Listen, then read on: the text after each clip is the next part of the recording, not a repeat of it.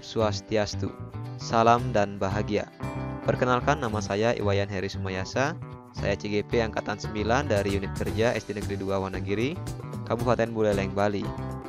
Izinkanlah saya untuk menyampaikan tugas berkaitan dengan koneksi antar materi pada modul 1.4 Budaya Positif. Adapun tujuan dari pembelajaran ini yaitu yang pertama, CGP memahami keterkaitan konsep budaya positif dengan materi pada modul 1.1, 1.2, dan 1.3. Kemudian CGP dapat menyusun langkah dan strategi yang lebih efektif, konkret, dan realistis untuk mewujudkan budaya positif di sekolah. Tugas yang pertama, kesimpulan mengenai peran saya dalam menciptakan budaya positif di sekolah dengan menerapkan konsep-konsep inti seperti disiplin positif, motivasi perilaku manusia, meliputi hukuman dan penghargaan, posisi kontrol restitusi, keyakinan sekolah atau kelas, segitiga restitusi, dan keterkaitannya dengan materi sebelumnya, yaitu filosofi pendidikan nasional, Ki Hajar Dewantara, nilai dan peran guru penggerak, serta visi guru penggerak. Nah, adapun peran saya dalam menciptakan budaya positif yang pertama, yaitu berkaitan dengan disiplin positif. Nah, untuk menciptakan lingkungan positif, salah satu strategi yang saya tinjau adalah penerapan disiplin di sekolah. Disiplin positif yang saya terapkan yaitu menanamkan nilai-nilai kebajikan pada murid, serta dapat mengontrol diri untuk memilih tindakan pada nilai-nilai yang kita hargai. Dengan kata lain, seseorang yang memiliki disiplin diri, berarti mereka bisa bertanggung jawab terhadap apa yang dilakukannya, karena mereka mendasarkan tindakan mereka pada nilai-nilai kebajikan universal, berdasarkan atas motivasi intrinsik, bukan akibat paksaan atau pujian ataupun hadiah. Nah, misalnya, murid di sekolah saya menyadari nilai religius dengan melakukan persembahyangan bersama sebelum kegiatan pembelajaran dimulai. Kemudian, murid di sekolah saya menyadari untuk menjaga kebersihan dengan membuang sampah pada tempatnya. Nah, ini adalah contoh dari disiplin positif yang sudah dilakukan di sekolah. Peran dalam menciptakan budaya positif yang kedua yaitu berkaitan dengan motivasi perilaku manusia.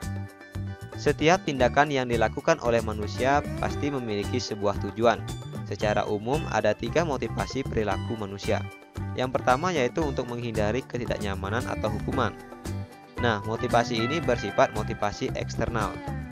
Kemudian yang kedua yaitu untuk mendapatkan imbalan atau penghargaan dari orang lain.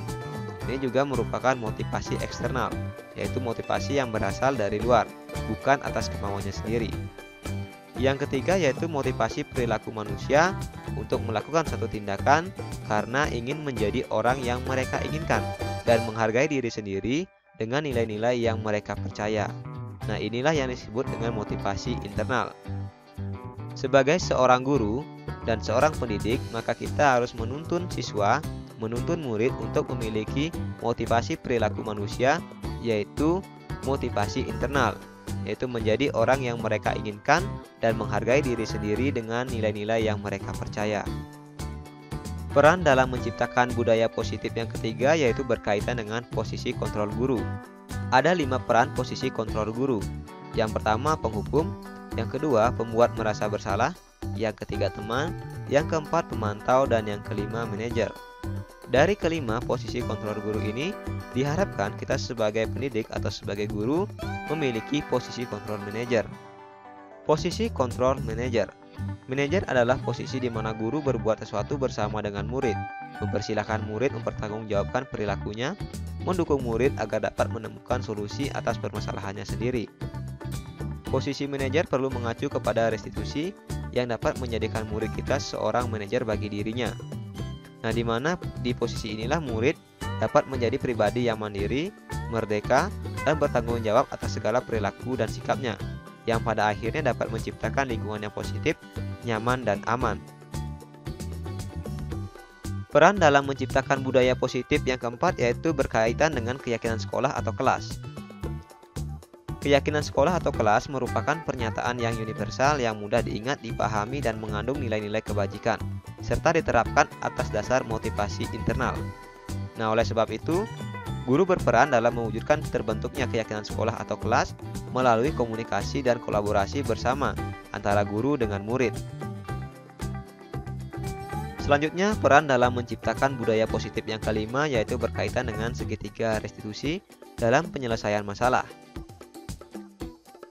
Segitiga restitusi adalah sebuah pendekatan dalam menyelesaikan suatu masalah yang mendorong terciptanya diskusi dan kolaborasi antara murid dengan guru. Selanjutnya, guru yang berperan sebagai manajer menggunakan segitiga restitusi dalam menyelesaikan masalah melalui 3 tahapan, yaitu yang pertama, menstabilkan identitas, yang kedua, validasi tindakan yang salah, dan yang ketiga, menanyakan keyakinan. Melalui segitiga restitusi ini memberikan kesempatan kepada murid untuk mencari solusi atas penyelesaian masalahnya sendiri, sehingga murid menjadi pribadi yang mandiri dan bertanggung jawab. Koneksi antar materi. Nah, sekarang kita akan melihat koneksi antar materi dari modul titik 4 yang berkaitan dengan budaya positif, bagaimana keterkaitannya dengan materi-materi sebelumnya, yaitu materi modul 1.1 tentang filosofi Ki Hajar Dewantara, kemudian materi pada modul 1.2 tentang nilai dan peran guru penggerak, serta materi pada modul 1.3 tentang visi guru penggerak. Koneksi antar materi yang pertama yaitu bagaimana hubungan budaya positif dengan filosofi pendidikan dari Ki Hajar Dewantara. Melalui budaya positif di sekolah, maka dapat mempermudah mencapai tujuan pendidikan menurut pemikiran Ki Hajar Dewantara, yaitu pendidikan yang berpihak pada murid, kemudian ada azas dari trilogi pendidikan Ki Hajar Dewantara, serta azas Trikon. Nah, melalui budaya positif ini, maka pendidikan yang berpihak pada murid dan menuntun segala kodrat yang ada pada anak agar mereka dapat mencapai keselamatan dan kebahagiaan yang setinggi-tingginya, baik sebagai manusia maupun masyarakat, ini diharapkan bisa terlaksana dengan adanya budaya positif di lingkungan sekolah. Selanjutnya, koneksi antar materi pada materi modul 1.4 budaya positif dengan materi modul 1.2 tentang nilai dan peran guru penggerak, yaitu budaya positif dapat terwujud jika guru penggerak mampu memahami dan mengenali nilai-nilai dan peran guru penggerak pada dirinya, sehingga dapat menguatkan lingkaran pengaruh dan mampu menjadi agen perubahan, serta dapat memahami kebutuhan peserta didik dan menuntunnya sesuai dengan tahapan usianya. Budaya positif dapat terwujud melalui kolaborasi antar semua warga sekolah dengan adanya keyakinan sekolah yang harus disepakati dan dilaksanakan bersama untuk mewujudkan profil pelajar Pancasila.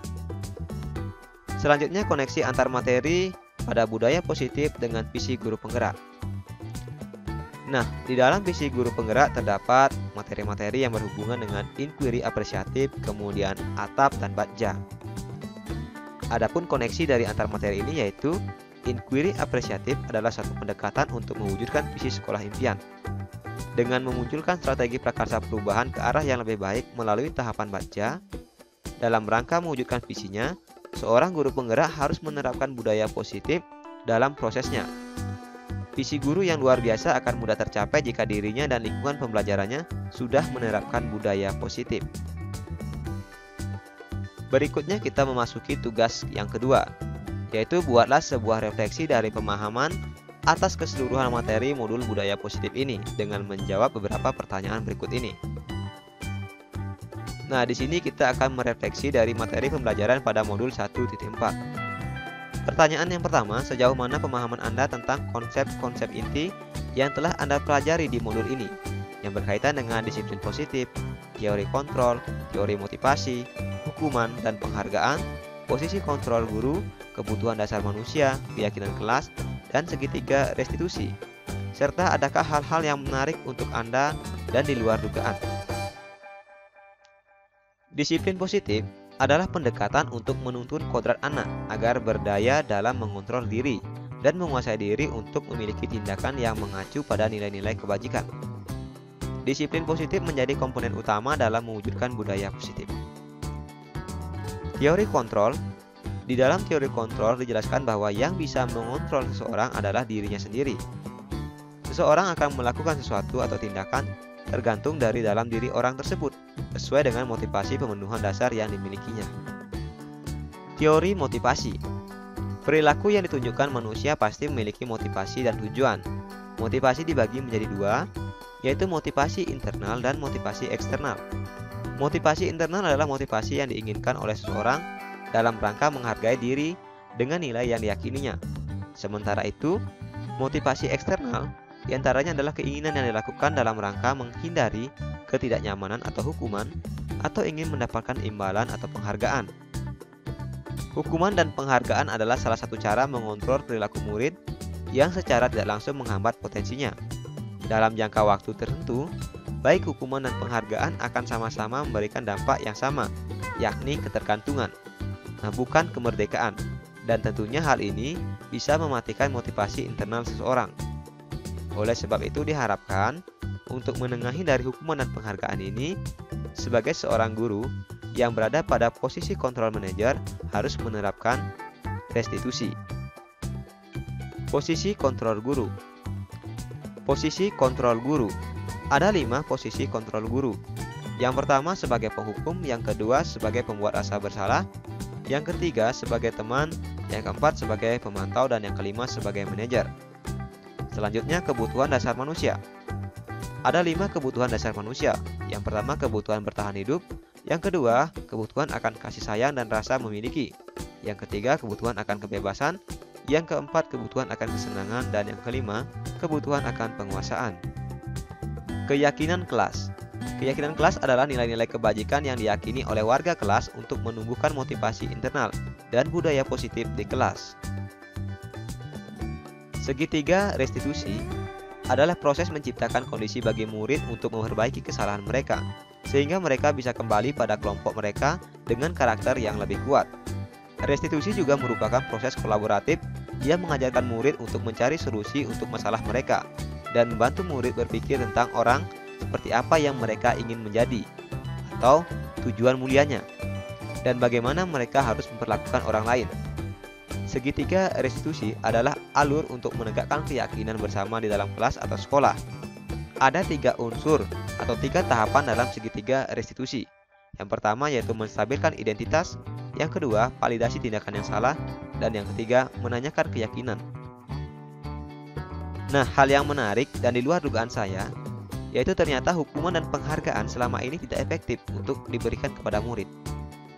Ada 5 posisi kontrol guru dalam menangani murid yang bermasalah. Saat ini saya lebih banyak di posisi guru sebagai teman dan guru sebagai pemantau. Kedepannya saya akan selalu berusaha untuk menempatkan diri sebagai posisi manajer. Yang ketiga, dengan mengetahui kebutuhan dasar manusia, kita bisa memetakan motivasi yang dilakukan oleh seorang murid. Nah, saat ia berbuat sesuatu yang tidak sesuai dengan aturan dan keyakinan, kita bisa mengetahui kebutuhan apa yang diinginkan oleh murid kita. Yang keempat yaitu keyakinan kelas ternyata berbeda dengan aturan atau kesepakatan kelas. Yang kelima, saya sering melakukan bagian dari segitiga restitusi, yakni menstabilkan identitas dan validasi tindakan. Tetapi saya baru tahu kalau ternyata bagian menanyakan keyakinan kelas itu hal yang cukup menarik dan penting untuk pemahaman saya. Pertanyaan berikutnya, perubahan apa yang terjadi pada cara berpikir Anda dalam menciptakan budaya positif di kelas maupun di sekolah Anda setelah mempelajari modul ini? Yang pertama yaitu membuka sudut pandang saya tentang motivasi yang dilakukan oleh seseorang dan kaitannya dengan pemenuhan kebutuhan dasarnya. Oleh sebab itu saya bisa menganalisis apa yang dibutuhkan dan diinginkannya, sehingga bisa mempermudah dalam mencarikan solusi yang tepat. Yang kedua, hukuman atau penghargaan kurang efektif jika diterapkan dalam pembelajaran. Nah, mungkin selama ini banyak hal yang kurang pas bagi saya dalam membimbing murid. Beberapa peran yang saya ambil masih sebatas peran menghukum dan membuat murid merasa bersalah, dengan harapan murid akan menjadi disiplin dan menyadari kesalahan. Nah, ternyata setelah saya mempelajari modul ini, saya sangat keliru. Nah, hal yang saya lakukan justru menimbulkan efek sebaliknya. Nah, murid merasa malu dan merasa tidak dihargai, kemudian mendapatkan rasa luka yang membekas dan selalu diingat. Selain itu, anak menjadi down secara mental. Kemudian saya berpikir bahwa guru harus menempatkan dirinya sebagai manajer dalam menangani permasalahan pada murid. Nah, selama ini banyak hal yang kurang pas bagi saya dalam membimbing murid. Saya tidak ingin diingat sebagai guru yang killer, kemudian guru yang keras kepada murid. Nah, guru yang galak. Tapi saya ingin diingat untuk menjadi guru yang baik, kemudian inspiratif, memotivasi. Nah, dalam hal ini saya ingin mengambil peran sebagai manajer yang terakhir. Nah, dengan mengambil posisi sebagai manajer, maka saya akan berusaha keras untuk menerapkan segitiga restitusi. Nah, saya percaya akan mendukung pembelajaran yang berpihak kepada siswa dan mendukung terciptanya budaya positif. Pertanyaan berikutnya, pengalaman seperti apakah yang pernah Anda alami terkait penerapan konsep-konsep inti dalam modul budaya positif baik di lingkungan kelas maupun di sekolah Anda? Pengalaman yang pernah saya alami yaitu ketika membuat keyakinan kelas dan menyelesaikan masalah dengan segitiga restitusi merupakan pengalaman baru bagi saya sebagai seorang guru. Nah, dulu saya sering menyelesaikan masalah dengan cara pemberian hukuman. Nah, tentunya ini bertentangan dengan modul budaya positif. Nah, penerapan segitiga restitusi pada murid yang melanggar keyakinan kelas atau sekolah dapat membuat murid lebih terbuka dan menceritakan permasalahannya kepada saya. Mereka juga lebih percaya diri dan disiplin dalam menjalankan nilai-nilai kebajikan yang telah mereka yakini. Pertanyaan berikutnya, bagaimanakah perasaan Anda ketika mengalami hal-hal tersebut? Saya merasa bersemangat dan termotivasi untuk selalu menerapkan budaya positif di kelas. Saya juga melakukan berbagai kegiatan, berbagi pengalaman dan pengetahuan dengan rekan guru di sekolah terkait penerapan budaya positif. Saya merasa lebih bisa mengontrol emosi diri dalam menghadapi murid yang melanggar keyakinan kelas. Nah, saya merasa ketika saya melakukan segitiga restitusi dalam upaya menciptakan budaya positif di sekolah, ada hubungan yang luar biasa antara guru dengan murid, di mana guru dan murid sama-sama berdiskusi, berkolaborasi dengan rasa kekeluargaan untuk mencari jalan keluar atau memecahkan suatu permasalahan.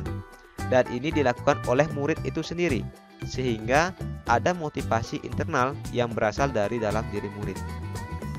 Dan di sini saya memiliki pengalaman baru bahwa guru itu memang benar-benar berada pada posisi menuntun. Pertanyaan berikutnya, menurut Anda, keterkaitan pengalaman dalam penerapan konsep-konsep tersebut, hal apa sajakah yang sudah baik? Adakah yang perlu diperbaiki? Nah, setelah saya menerapkan konsep mengenai budaya positif dalam pembelajaran, hal yang sudah baik menurut saya adalah murid sudah mulai memunculkan motivasi intrinsik, motivasi dari dirinya sendiri untuk melaksanakan budaya positif sesuai dengan nilai-nilai kebajikan yang mereka yakini. Kemudian yang perlu diperbaiki adalah metode atau langkah-langkah yang saya lakukan dalam menanamkan nilai-nilai kebajikan kepada murid, agar mereka melakukan disiplin positif untuk menghargai dirinya sendiri dan orang lain, bukan untuk menghindari hukuman atau mendapatkan sesuatu penghargaan. Pertanyaan berikutnya, sebelum mempelajari modul ini ketika berinteraksi dengan murid berdasarkan 5 posisi kontrol, posisi manakah yang paling sering Anda pakai dan bagaimana perasaan Anda saat itu? Kemudian setelah mempelajari modul ini, posisi apa yang Anda pakai dan bagaimana perasaan Anda sekarang? Apa perbedaannya? Nah, sebelum mempelajari modul ini, ada beberapa posisi yang sering saya lakukan, yaitu sebagai penghukum, sebagai teman, dan sebagai pemantau.